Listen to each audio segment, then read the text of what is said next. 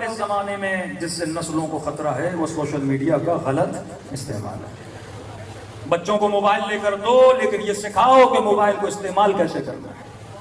بچے کو لیپ ٹاپ لے کر دو، لیکن یہ سکھاؤ کہ اس لیپ ٹاپ کو استعمال کیسے کرنا ہے۔ کیونکہ ہم بے فکر ہو گئے، ہمیں اس بچے کے بدن کی بڑی پرواہ ہے، لیکن ہمیں اس کی روح کی پرواہ نہیں۔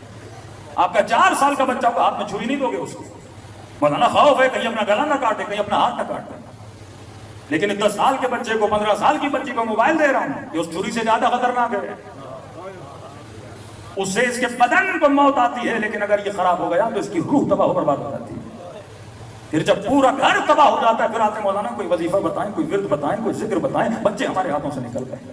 ارے جب امیر المومنین نے شروع سے کہا کہ 1 سال سے 7 سال تک اس کو بادشاہ کی طرح پالو، 7 سال سے 14 سال تک اس کو غلام کی طرح پالو، اور 14 سال سے 19 سال تک اسے اپنا وزیر بنا کے پالو، یہ تربیت کس کے لیے بتائی؟ مومنین کے لیے۔ لیکن ہمیں اس کی تو ہے کہ مولانا دعا کرے اللہ بچہ دے، لیکن ایک کتاب نہیں پڑھنی کہ اس بچے کو بڑا کیسے کرنا ہے، کن اسکولوں کے حوالے کر رہے ہیں، وہاں پہ کیا ان بچوں کے ذہنوں پہ اثر کیا جا رہا ہے۔ عزیز، اس دین کو، اس شیعت کو بنانے کے لیے اہل بیت نے اپنا خون دیا ہے، تب جا کے آپ شیعہ بنے، اور یہ آپ کی نسل شیعہ بن رہی ہے۔ شیعہ بہت قیمتی ہے، اس کے پیچھے لاکھوں جانیں دی گئی ہیں، تب جا کے یہ نسل بنی ہے اور بچی ہے۔ علماء نے زحمتیں کی ہیں، شہداء اس قوم پہ قربان ہوئے ہیں، تب جا کے آپ نسلیں بنے ہوں۔ اور دشمن بڑی آسانی سے شیعہ قوم کو تباہ و برباد کر دے۔ فرمایا نہیں، شعور اپنے ساتھ میں پیدا کرو، نسلوں کو قربان چڑھاؤ، وقت پہ اپنی نسلوں کی شادیاں کرواؤ، جتنا ہو سکے ان بیریئرز کو کھڑا کرو جس سے انسان گناہ میں پڑتا ہے۔ جب وجود پاک ہو جاتا ہے، اب جب یہ کہتا ہے یا صاحب زمان ادرکنی، تو امام زمانہ کے وجود کو راحت ملتی ہے۔ صلوات پڑھے محمد وعلی محمد۔ آج افسوس سے کہنا پڑتا ہے کہ پورا ریسرچ آپ کریں، اس وقت بہت آسان ہے قوموں کو اسٹڈی کرنا۔ آپ فیس بک کی آئی ڈی بناتے ہو، لکھتے ہو میں شیعہ اسنا شیعہ ہوں، اوپر جن کا فیس بک ہے ان کو پتا ہی آئی ڈیز کن کی ہیں۔ مثلاً پاکستان سے 10 لاکھ شیعوں نے آئیڈیا بنائیں، اب وہ اسٹڈی کرتے ہیں کہ 10 لاکھ شیعہ کیا دیکھتا ہے، کیا سنتا ہے، کس کو سنتا ہے، کس کو دیکھتا ہے۔ یہ اے آئی، آرٹیفیشیل انٹیلیجنس سے پورا ڈیٹا بن جاتا ہے۔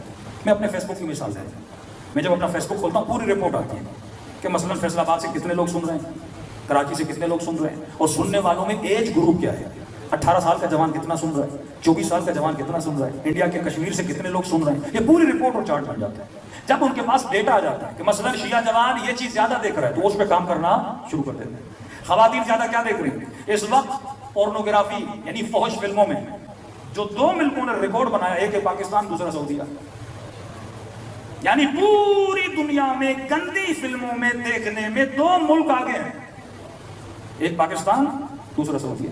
اور پاکستان میں بھی جو ٹاپ پہ شہر ہے وہ پنجاب کا ایک شہر ہے قصور۔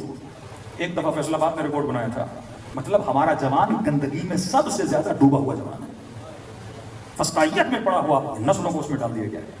اسی طرح شیعہ قوم کا ڈیٹا بنتا ہے، حیدرآباد میں کتنے جوان شیعہ ہیں کیا دیکھتے ہیں، کراچی کا جوان شیعہ کیا دیکھتا ہے، پھر وہ آپ کے لیے کنٹینٹ بناتے ہیں، پھر آپ کی نسلوں کو وہاں کھینچتے ہیں۔ کتنی شیعہ نامی لڑکی ٹک ٹاک پر ہے، کتنی انسٹاگرام پر ہے، وہ کن سے باتیں کرتی ہیں، کن سے دوستیاں کرتی ہیں، کون سا کنٹینٹ زیادہ آ رہا ہے، ہر چیز پہ کام ہوتا ہے۔ تبھی رہبر معظم کرتے ہیں یہ زمانہ ہارڈ وار کا زمانہ نہیں ہے۔ اس وقت آپ کو یہ نہیں خطرہ ہونا چاہیے میرے بیٹے کو گولی لگے گی تو مر جائے گا، نہیں، اس وقت گولی سے زیادہ خطرہ نسلوں کے ایمان کو خطرہ ہے۔ یہ سافٹ وار کا زمانہ ہے کہ بیٹی ہاتھ سے نکل جائے، بیٹا ہاتھ سے نکل جائے، حجاب سے چھوٹ جائے، غیرت سے چھوٹ جائے۔ کہ کراچی میں نے ایک جملہ کہا، بعض لوگ ناراض ہو گئے، میں نے کہا ہم UK یورپ جاتے ہیں، دیکھتے ہیں انگریزوں میں غیرت نہیں، تو ہم خود کو بولتے ہیں کہ کیونکہ یہ خنزیر کھاتے ہیں، سور کھاتے ہیں، تبھی ہمیں غیرت نہیں۔ لیکن میں نے کہا جب مسلم ملک میں جائیں وہاں غیرت نہ ہو تو یہ اس سے بدتر ہے نا، کیونکہ سور نہ کھا کے اس کی غیرت نہیں ہے۔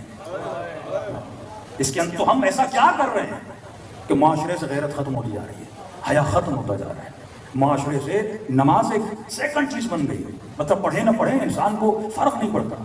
اور چھٹا امام یہ فرمائے کہ ان قبلت ما قبل سوا، فرمائے یاد رکھنا اگر یہ قبول ہے تو سب قبول ہے، اگر یہ قبول نہیں تو کچھ بھی قبول نہیں ہے۔ کل بھی اہل رسول پر اہل شام نے یہ الزام لگایا کہ علی نماز نہیں پڑھتے، لیاذ باللہ۔ آج بھی پاکستان میں شیعہ دشمن یہ الزام لگاتا ہے کہ شیعہ نماز سے کیا ہے، دور ہے۔ کل بھی اہل بیت نے ظہر عاشور کو میدان میں کھڑے ہو کے نماز پڑھ کے دشمن کو بتایا کہ نماز حسین سے جدا نہیں ہو سکتی، اور ہمارے جوانوں نے بھی ظہر عاشور میں نماز قائم کر کے بتایا کہ شیعوں سے بھی کبھی نماز جدا نہیں ہو سکتی۔ آؤ نجف میں دیکھو شیعہ کس طرح نماز پڑھتے ہیں۔ आओ हरम इमाम रज़ा में देखो शिया किस तरह नमाज पढ़ते हैं। मैं कहता हूँ अपने अहले सुन्नत के दोस्तों से ज़्यादा बहस नहीं करो, इनको कहो अगर शियत देखनी है एक बार करबला आ जाओ, शियत देखनी है एक बार मशहद आ जाओ, इनको दिखाओ कि शिया कैसे होते हैं, बहादुर भी होते हैं, आबिद भी होते हैं। और आज हम हैं जिनको मकतबे हकीकी रसूल गिरामी का दिफा करना है और दुनिया के सामने हकीकी इस्लाम को पेश करना है। सल्लल्लाहु अलैहि मोहम्मद व